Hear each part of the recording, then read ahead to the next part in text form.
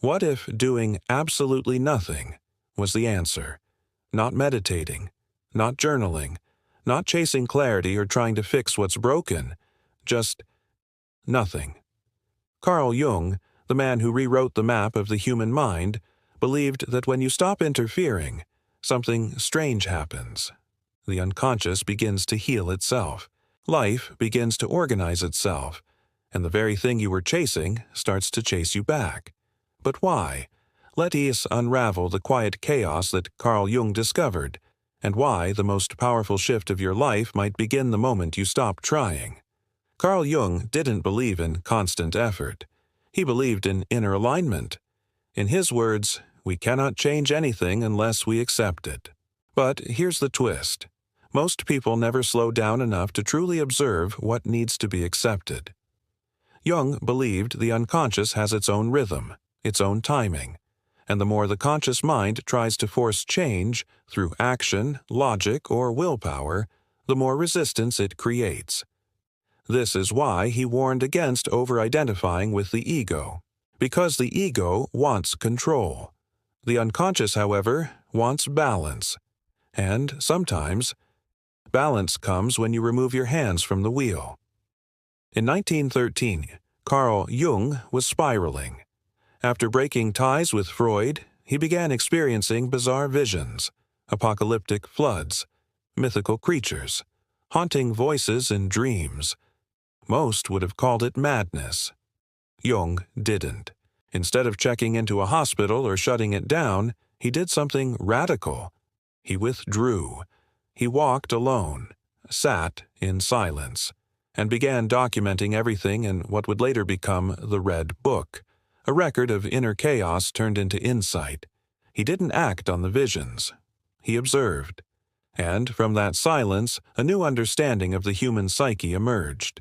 Jung's Red Book is filled with strange dialogues, symbols, and unconscious messages. But what matters isn't what he saw. It's what he didn't do. He didn't try to suppress the chaos. He didn't try to fix himself. He simply watched. Because he believed the unconscious was not just a dumpster of repressed trauma. It was a living intelligence.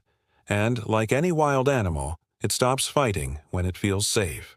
Observation became his medicine. Stillness became his teacher. And without lifting a finger, his mind began to reorganize itself. Most people think effort equals growth. But in Jung's world, effort often equals interference. The ego demands answers.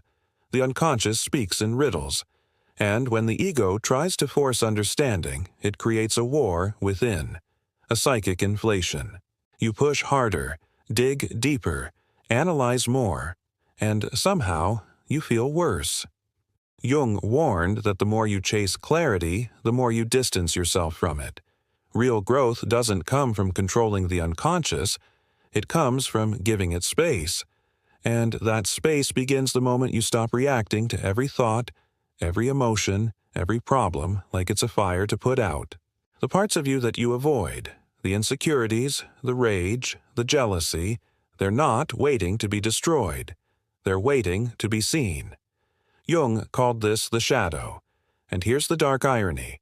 The more you fight your shadow, the stronger it gets.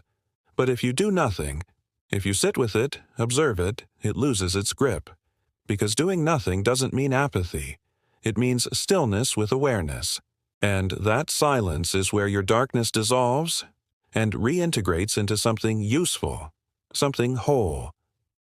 As Jung healed inwardly, something strange began happening outwardly. He noticed synchronicities, unexplained coincidences that felt too precise to ignore.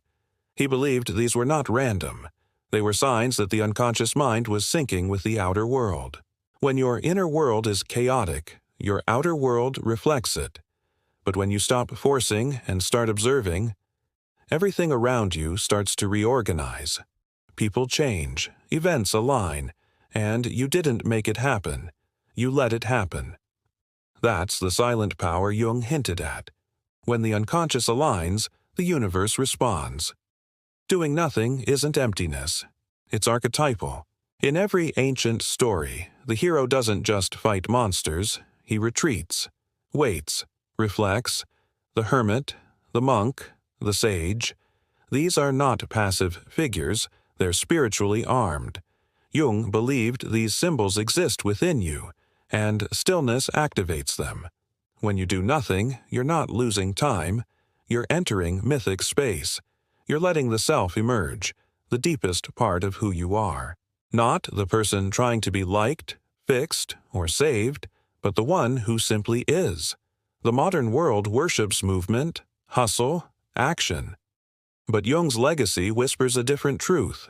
You don't have to do more to become whole. Sometimes the most transformative thing you can do is stop. Stop chasing people. Stop fixing everything. Stop searching for meaning in chaos. Because when you step back, the deeper intelligence steps in. And that's when everything falls into place.